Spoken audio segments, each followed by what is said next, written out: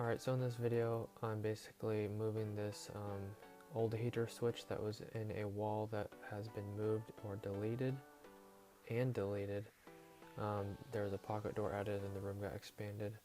So in this video I am taking apart this old box that is coming in from two flexes and moving that junction box, making it a junction box in the ceiling, and then adding a third wire into a new box, which is going to be a switch in the wall to turn on the heater.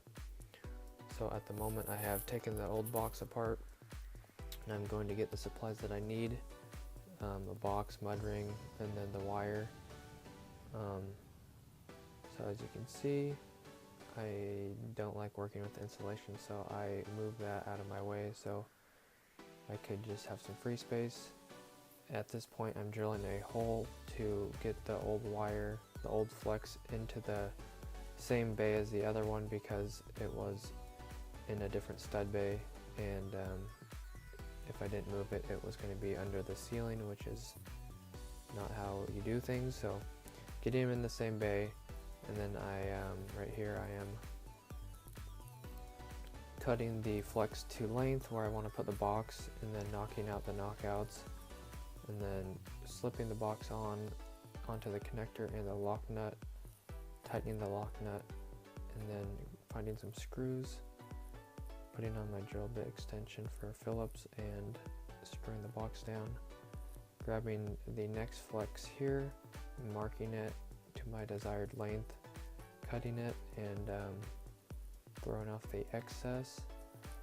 It's a little bit longer on that side, putting on the flex connector, put it in the box, putting on the lock nut, tightening it down, and then I think I threw a staple in there, and then I'm drilling the hole for the third wire, which is basically, as you can see here, is a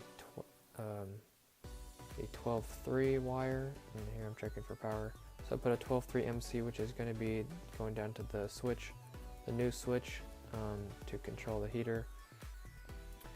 So basically I have two incoming wires, and then the outgoing wire, which is going to be the 12-3, as you can see, the smaller wire on the bottom left, and that is going to be used for the switch. And so basically I'm tying everything together because the device, it's just going to be a junction box in the ceiling. So tying all the grounds together, tied all the neutrals together, and then for the rest of it, I got the grounds.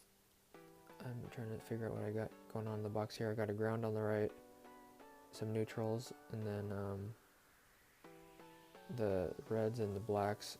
I was taking one of the reds, how it was previously hooked up, took one of the reds and tied that to one of the reds in the 12-3, or the red in the 12-3, and then tying the other red to the black in the 12-3, and then folded those up all nicely, and then put the mud ring on in the ceiling. And here I am just moving the old box that was in the wall out of the way, screwing a new box down, and that's a 12-3 that I just ran to the heater box, which I should have made up the switch first, so in case the power was on, it wouldn't be hot. But now, as it's already hooked up to the power, and if someone turned it on, it would be hot. Anyways, putting the that 12-3 MC into this box, grounding it, as you saw earlier, I put on the anti-short MC connector, popped it in the box, cutting all these to length, and then because one of them is going to be hot, always hot or switched hot, I kept those off just to be safe because it's a metal box, grabbing the mud ring and screwing that on, and that's that, and then stapling it down so it looks nice and it stays in the wall so it's safe. As you can see, that's what I got going on. Thanks for watching. Catch you in the next one. God bless and have an awesome rest of your day. See ya.